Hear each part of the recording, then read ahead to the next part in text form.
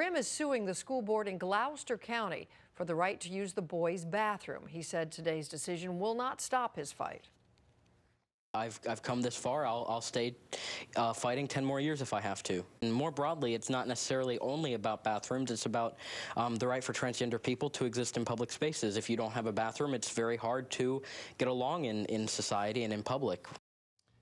So what is next for Gavin Grimm, who is now a senior in high school? Well, joining us to explain what happened today is NBC's justice correspondent Pete Williams. Why did the court agree to take the case and then not hear any arguments and just throw it back down to the lower court? What happened? Well, it agreed to take the case on appeal from the Gloucester County School Board. Gavin Grimm won in the federal appeals court. The court said that the same law that says schools can't discriminate on the basis of sex also covers discriminating on the basis of gender identity.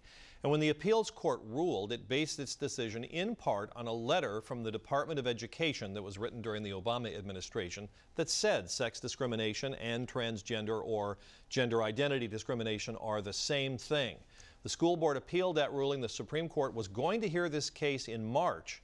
And then the Trump administration revoked that Department of Education letter, said that was no longer the policy, that it wanted to study it further, that it was done without much thought.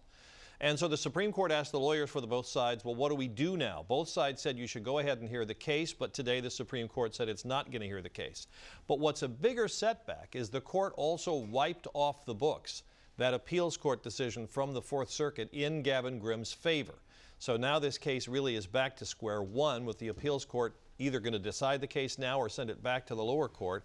Gavin Grimm will be long out of school, but by the time this case gets back. But there are a handful of other cases around the country that raise this same question. So it's still going to be litigated out there, and undoubtedly it'll come back to the Supreme Court at some point. Pete, let's shift to something else that we talked at the top of our newscast, and all day it's been in the news, the immigration order that the president signed today. What makes this different from the original travel ban, and what makes the White House confident that this will stand up against what's sure to be another legal challenge? Well, several things are different about it. It covers fewer countries. Iraq isn't in there. It explicitly does not cover green card holders.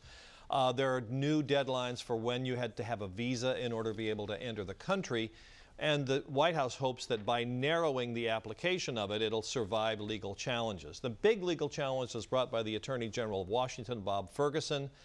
He said today he's studying the order and will question and talk to businesses and schools in Washington on whose behalf the state sued to see what they think of this new order. So at the same time, he was sort of declaring victory, saying, see what our legal challenge did. It caused them to narrow it. And at the same time, raised the possibility that they might not file a new legal challenge. He says he'll decide in another couple of days. But the old order, the one that was subject to all the court challenges, it's gone. So those court challenges presumably go poof as well.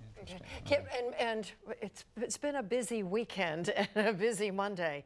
Let's look at the President Trump accusing his predecessor, President Obama, of trying to wiretap him. Where does that stand now? He's asking Congress to investigate, and yet the FBI director, James Comey, is trying to get the Justice Department to kill this rumor. Well, I don't think there's going to be any statement from the Justice Department. Whether there'll be some statement that will come from somewhere in the government later this week, I don't know. I suppose you can't rule it out. It got fairly definitive over the weekend from the former Director of National Intelligence, James Clapper, who said on Meet the Press that he categorically denied it. Every current and former government official that we've talked to doesn't think it's true.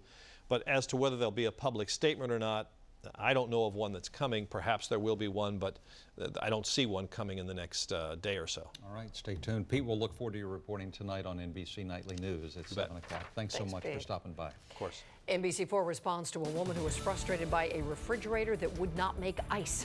What we heard from other viewers after our story first aired. And get ready, we've got some showers in the forecast, but that's not all, folks, that may be coming our way. Doug's right back with the weather after this. Now offering a lifetime guarantee. Michael and Son. A frantic call from someone you know, but on the other line, a stranger with a new devious plan to steal your cash. We're out of $11,500. Susan Hogan uncovering how thieves are changing their